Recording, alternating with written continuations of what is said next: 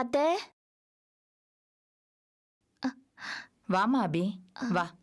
ஏதோ அவசரமா பேசணும்னு சொன்னீங்க. ஆமாம்மா, அது உன்கிட்ட தான் பேசியாகணும், அதான் வர சொன்னேன். சொல்லுங்க. ஒன்றும் இல்லை, நம்ம கார்த்திக் ஆனந்தி கல்யாணத்தை பற்றி தான். ஏதோ தயங்குற மாதிரி தெரியுது. இல்லைம்மா, இந்த கல்யாணத்தை நடத்தலாமா இல்லை நிறுத்திடலாமான்னு குழப்பத்தில் இருக்கேன். என்ன சொல்றீங்க? ஒரேடியா இடியை தூக்கி போடுற மாதிரி சொல்றீங்களே, என்ன பிரச்சனை?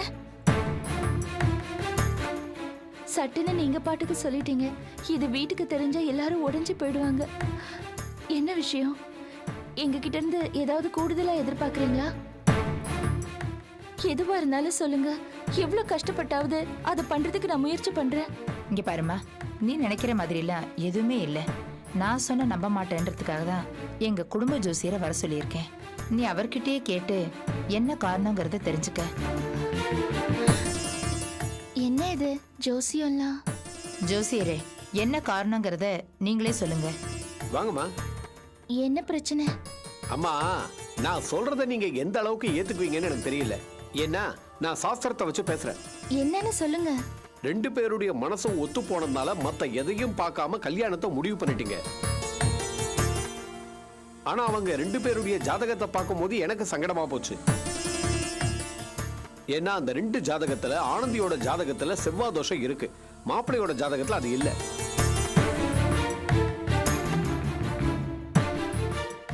இது ஒரு பாயிண்ட். இதை தவிர இப்ப நடக்கிற தசாபுத்தி பலன்களை வச்சு பாக்குற போது இவங்க ரெண்டு பேருக்கும் இப்ப கல்யாணம் பண்ணக்கூடாது. கடவுளே, என்னங்க இப்படி சொல்றீங்க?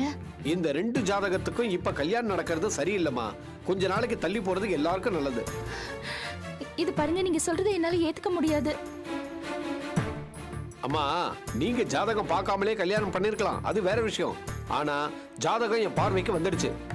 நான் படிச்ச சாஸ்திரப்படி அந்த சாஸ்திரம் என்ன சொல்லி கொடுத்துருக்கோ அதை சொல்ல கடமைப்பட்டவன் நான். உங்களை பத்தி எனக்கு தெரியாது, ஆனா அந்த அம்மா ஜாதகத்தை நம்புறாங்க. அதனால என் கருத்தை நான் சொல்லிட்டேன். இது பாருங்க, இந்த கல்யாணம் நடந்தே ஆகணும். தள்ளி போடுறத பத்தி எங்களால யோசிக்கவே முடியாது. அம்மா, எனக்கு தெரிஞ்சதை வச்சு சொல்றேன். நீங்க நினைக்கிற மாதிரி இந்த கல்யாணம் அவ்வளவு சுலபத்துல நடக்காது. எதிர்பாராத இடைஞ்சல்கள்லாம் நிறைய ஏற்படும். இதனால பொண்ணுக்கோ பையனுக்கோ உயிருக்கு எந்த ஆபத்தும் கிடையாது. ஆனா கஷ்டங்கள், தொல்லைகள், மனவேதனைகள் நிறைய உண்டாகும். அதனாலதான் சொல்றேன், ஒரு 6 மாசமோ 1 வருஷமோ இந்த கல்யாணத்தை தள்ளி போறது எல்லாருக்கும் நல்லது. இது பாருங்க, நீங்க எங்க நிலைமை புரியாம பேசுறீங்க. இது என் தங்கச்சியோட வாழ்க்கை பிரச்சனை. இந்த கல்யாணம் சொன்ன தேதியில நடந்தே ஆகணும். இது பாரு அபி, இந்த ஜோசியம் ஜாதகம் இத பத்திலாம் அழட்டிக்கிறாள் நான் கிடையாது. ஆனா எங்க அம்மாக்கு அதுல எல்லாம் நம்பிக்கை இருக்கு. அவங்கள நோகடிக்கிற உரிமை உனக்கு இல்ல. அப்படிலாம் இல்ல சுஜாதா. ஏன் உங்களால 2-3 மாசம் வெயிட் பண்ண முடியாதா? ஜோசியர் என்ன கல்யாணம் வேண்டாம்னு சொன்னாரு? கொஞ்சம் தள்ளி போடலாம் தானே சொல்றாரு. அதுல உங்களுக்கு என்ன ப்ராப்ளம்? நாங்க ஒண்ணு உங்க ஆனந்திய கை கழுவி விட மாட்டோம். இது பாருங்க, ஆனந்திக்கு 2 தடவை கல்யாணம் பேசி நின்னு போயிருக்கு. அது உங்களுக்கே நல்லா தெரியும். இந்த கல்யாணமும் நின்னுடுச்சுன்னா எங்களால நிச்சயமா தாங்கிக்கவே முடியாது. எல்லா ஏற்பாடையும் பண்ணிட்டு இப்ப இந்த காரணத்தை சொல்லி இந்த கல்யாணத்தை நிறுத்திடாதீங்க ப்ளீஸ். அபி, எந்த தடங்களும் இல்லாம உன்னால இந்த கல்யாணத்தை நடத்த முடியும்னு நம்புறியா? நிச்சயமா நம்புறேன். என்ன பிரச்சனை வந்தாலும் அதை நான் சமாளிக்கிறேன். ஜோசியர் ஏதேதோ பிரச்சனை வரும்னு சொல்றாரேம்மா. ஏன் கல்யாணத்துல வராத பிரச்சனையா? எல்லா பொருத்தமும் அமோகமா இருக்குன்னு பார்த்து பார்த்து நடந்த கல்யாணம் என்னோடது. ஆனா ஏகப்பட்ட தடங்கள் வந்துச்சு. இப்ப நான் இருக்கிற நிலைமை உங்களுக்கு நல்லா தெரியும். என் வாழ்க்கையே ஒரு உதாரணமா இருக்கும்போது இவர் சொல்றதை நம்பி இந்த கல்யாணத்தை தள்ளி போடணுமா? இத பாருங்கம்மா, நான் படிச்சதை சொன்னேன். என்னால யூகிக்க முடியாத நிறைய விஷயங்கள் இருக்கு. அது கடவுளோட சித்தம். அதுக்கு மேல அவனா பார்த்து எதை வேணாலும் நடத்தலாம். ஆமா அபி, நீ சொல்றதுல நியாயம் இருக்குன்னு எனக்கு தெரியுது. இருந்தாலும் ஜாதகம் ஜோசியன் வரும்போது எனக்கும் கொஞ்சம் குழப்பம் வந்துருச்சு. ஆனா உனக்கு இருக்கிற தைரியத்தையும் உறுதியையும் பார்க்கும்போது இந்த கல்யாணத்தை தள்ளி போட வேண்டாம்னு நான் முடிவு பண்ணிட்டேன். உன் இஷ்டப்படியே பண்ணிடலாம். ரொம்ப தேங்க்ஸ் அத்தை. வரேன் அத்தை.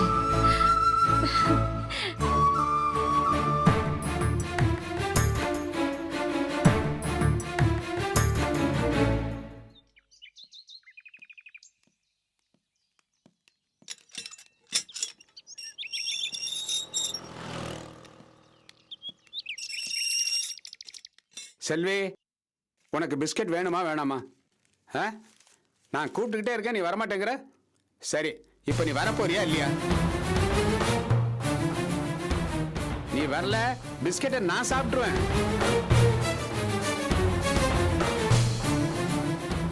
என்ன தம்பி அப்படியே திகைச்சு போய் நிக்கிறீங்க? இல்ல நீங்க திடுதுப்புன்னு வந்தது ஒரே ஆச்சரியமா போச்சு. சந்திரா கூட வாயடைச்சு நின்ட்டாப்ல, அதான். அப்பா நீங்க எப்ப வந்தீங்க?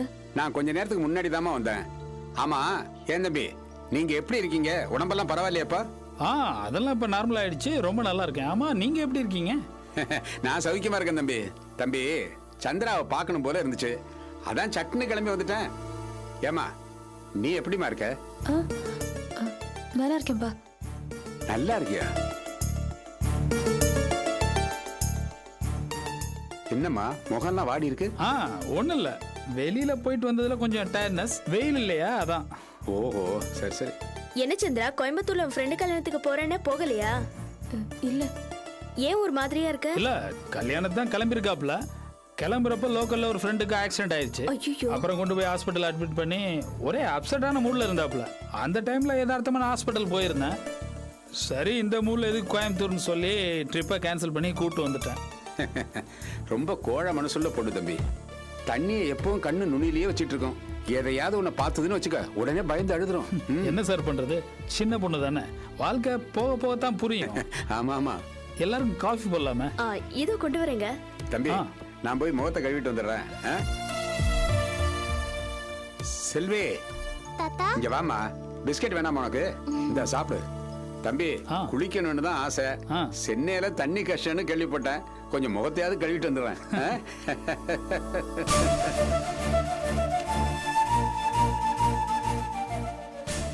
என்ன சந்திரா, அது மூஞ்சி உம்முன்னு வச்சிருக்க, நீயே காட்டி கொடுத்துருவ போல இருக்கு.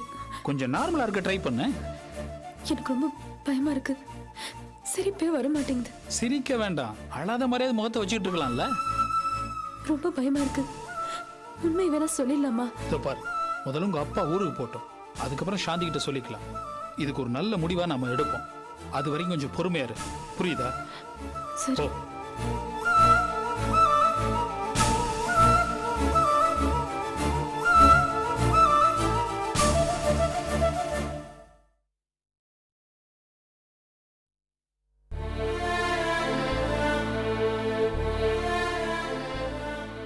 அபி, ஆனந்தி கல்யாணம் நெருங்க நெருங்க எப்ப பார்த்தாலும் நீ யோசனையிலேயே இருக்கே. என்னம்மா விஷயம்? ஒன்னும் இல்லம்மா. ஒண்ணும் இல்லைன்னு வாய் தான் சொல்லுது, ஆனா உன் முகம் காட்டி கொடுக்க தெரியுமா? எப்பவுமே நீ இவ்வளவு சோர்வா உட்கார மாட்டியே, அதான் கேட்டேன். என்ன இருந்தாலும் சொல்லுமா. ஆனந்தியோட கல்யாணத்தை பத்தி தான் யோசிச்சுட்டு இருந்தேன். பண பிரச்சனையா? அது எப்பவும் உள்ளது தானே. பண பிரச்சனை நீ சொல்ற மாதிரி நமக்கு எப்பவும் இருக்கிறது, அதை நாம தான் சமாளிக்க பழகிக்கிட்டோமே. ஆனா இது வேற பிரச்சனைமா. வேற பிரச்சனையா? என்னது? கார்த்திகோட அம்மா வீட்டுக்கு கூப்பிட்டாங்க இல்லையா, அங்க போனா நம்ம ஆனந்தியோட ஜாதகமும் கார்த்திகோட ஜாதகமும் சரியா இல்ல, கல்யாணத்துல நிறைய பிரச்சனை வரும், அதனால கல்யாணத்தை 2-3 மாசம் தள்ளி போடலான்னு சொன்னாங்க. அட கடவுளே, இது யாரு கிளப்பி விட்டுருக்காங்க? அவங்களோட குடும்ப ஜோசியர் ஜாதகத்தை பார்த்து சொன்னாரா, அவரும் அங்க இருந்தாரு. ஆனந்திக்கு தோஷம் இருக்கு, கிரகநிலை இப்ப சரியில்லைன்னுலாம் சொல்லி பயமுறுத்தினாரு. ஆனா நான் ஒத்துக்கல, சொன்ன தேதியில கல்யாணம் நடந்தே ஆகணும்னு சொல்லி அவங்கள சம்மதிக்க வச்சுட்டேன். சம்மதிக்க வச்சுட்டேல்ல, அப்புறம் என்ன? இல்ல, அவங்க கிட்ட பேசிட்டு வந்துட்டாலும் அந்த ஜோதிடர் சொன்னதுல இருந்து மனசுல ஒரு உறுத்தல் இருக்கு. கவலைப்படாதே அபி, தோஷம்னு ஒண்ணு இருந்தா அதுக்கு பரிகாரம்னு ஒண்ணு இருக்கும். எனக்கு தெரிஞ்ச குருக்கள் ஒருத்தர் இருக்காரு, அவர்கிட்ட கேட்டா என்ன பரிகாரம்னு சொல்லுவாரு. அதுபடி செஞ்சா தோஷம் எல்லாம் விலகிடும். அப்படியா? தோஷம் எல்லாம் போயிடுமா? போயிடுமா. அப்புறம் எந்த பிரச்சனையும் வராது? எந்த பிரச்சனையும் வராது. அப்ப அவர் என்ன பரிகாரம் சொன்னாலும் உடனே நம்ம செய்வோம். இந்த கல்யாணம் நல்லபடியா நடக்கணும், அவ்வளவுதான். கவலையே படாதே, எல்லாம் நல்லபடியா நடக்கும். இப்படி உரிச்சு சாப்பிடு, கொஞ்சம் கொஞ்சமா சாப்பிடு, கையில பிடிச்சிக்கிட்டு சாப்பிடு. நல்லா இருக்க? நல்லா பிடிச்சுக்க. சந்திரா, நீ பழம் சாப்பிடுமா. வேண்டாம்ப்பா. சரி, நான் சாப்பிட்றேன். மெதுவா சாப்பிடுமா. ம், ரொம்ப நல்லா இருக்கு பழம். ம். என்ன பழம் நல்லா இருக்கா? ஆ, ரொம்ப நல்லா இருக்கு தம்பி. தம்பி, நான் இப்ப வந்ததே உங்ககிட்ட ஒரு முக்கியமான விஷயம் பேசத்தான். தம்பி, நீ ஓய்வா இருக்கும்போது நிதானமா பேசலாம்னு நினைச்சேன். இப்ப பேசலாமா? சொல்லுங்க. தம்பி, இதுக்கு முன்னாடி உன் வீட்டுக்கு வந்தப்ப உன்னையும் சாந்தியும் புருஷன் பொண்டாட்டினே நினைச்சப்பா.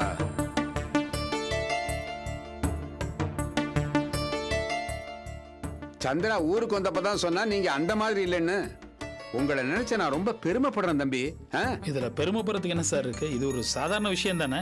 அப்படி இல்ல தம்பி, நீ தன்னடக்கத்தோட பேசுற. நீ நம்ம ஊர் பையன். எவ்வளவு நாளைக்கு தான் இப்படியே இருப்ப? உனக்கு முன்னாடி நின்று கல்யாணம் பண்ணி வைக்க பெரியவங்க இல்லாம இருந்தாங்க. இப்பதான் நான் இருக்கேன்ல. தம்பி, ஊர்ல ஒரு பொண்ணு இருக்கு. அப்பா இல்ல, அம்மா மட்டும்தான் இருக்காங்க. டீச்சர் ட்ரைனிங் முடிச்சிருக்கு தம்பி.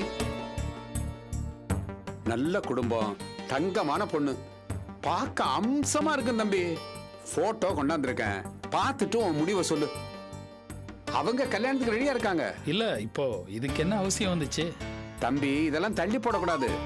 கல்யாண வயசு ஆகலையா உனக்கு? இதோ பாருங்க, இப்ப எனக்கு கல்யாணம் பண்ணிக்கணும்னு தோணல. அப்படி சொல்லாதீங்க தம்பி. வீட்டுல பெரியவங்க எல்லாம் தான் குறை. என்ன உன் அப்பா ஸ்தானத்துல வச்சுக்க. இந்த பார், நீ மட்டும் சரின்னு சொல்லு. உனக்கு எப்ப விருப்பமோ அப்ப இந்த கல்யாணத்தை வச்சுக்கலாம். போதுமா?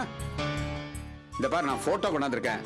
முதல்ல பார்த்துட்டு பிடிச்சிருக்கான்னு சொல்லு. இதோ பாருங்க, நான் பிராங்கா சொல்றேன், எனக்கு கல்யாணத்தை பத்தி எந்த ஐடியாவும் இல்லை. வேணா இதை பத்தி சாந்தி கிட்ட கேட்டுக்கங்க. தம்பி, இதை நீ பார்த்துட்டு அப்புறம் சாந்தி கிட்ட கொடு. சாந்தி, இதுதான் தம்பிக்கு பார்த்துருக்க பொண்ணு. நீ பார்த்துட்டு பொண்ணு எப்படி இருக்குன்னு சொல்லுமா. உன் அபிப்பிராயம் தான் முக்கியம்னு தம்பி சொல்லுது. என்னம்மா பேசாம இருக்க? பொண்ணு எப்படி இருக்கு? பொருத்தமான பொண்ணுதான். இவருக்கு ரொம்ப பொருத்தமா இருப்பாங்க. இப்பதாமா எனக்கு ரொம்ப சந்தோஷமா இருக்கு. இந்த பார், சாந்தி சரின்னு சொல்லிடுச்சு. தம்பி தான் புடி கொடுத்து பேச மாட்டேங்குது. உங்களுக்கு போட்டோல இருக்கிற பொண்ணை பிடிக்கலையா? பொண்ணெல்லாம் பிடிச்சிருக்கு, ஆனா கல்யாணத்தை பத்தி எந்த ஐடியாவும் இல்ல. ஆரம்பத்துல எல்லாரும் இப்படிதான் சொல்லுவாங்க. தூக்கம் வருதா? படுத்துக்குமா.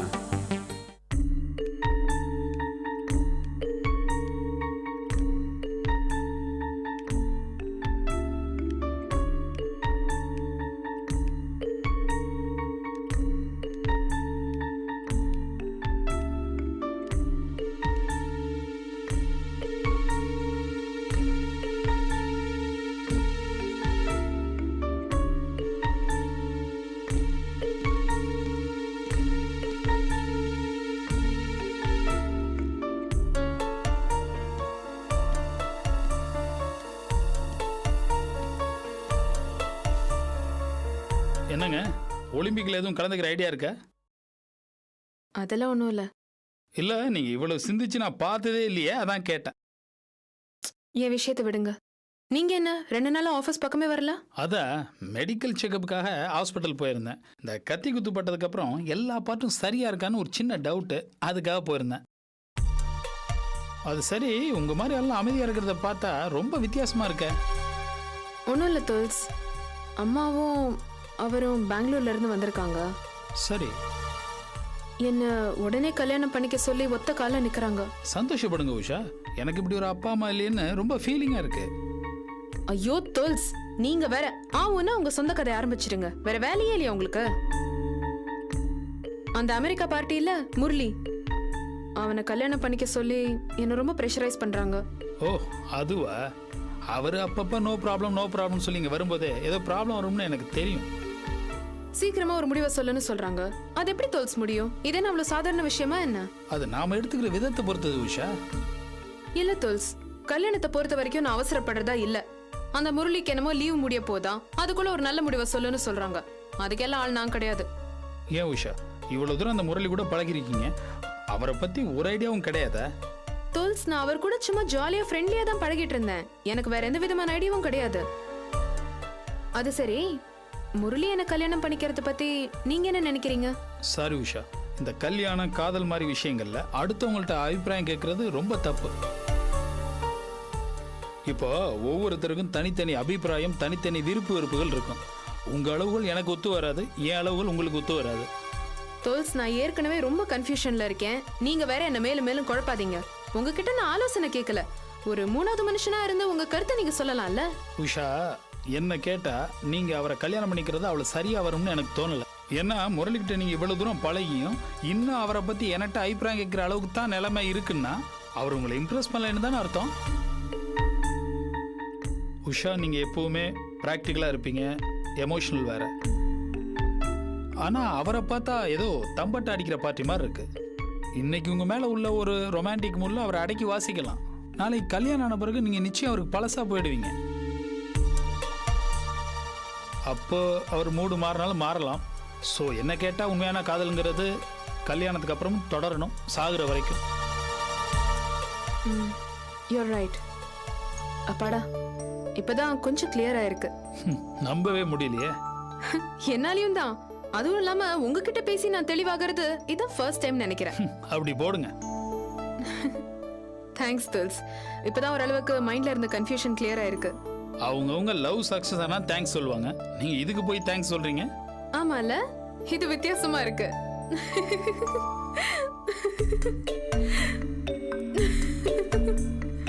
Thanks a lot தோல்ஸ்.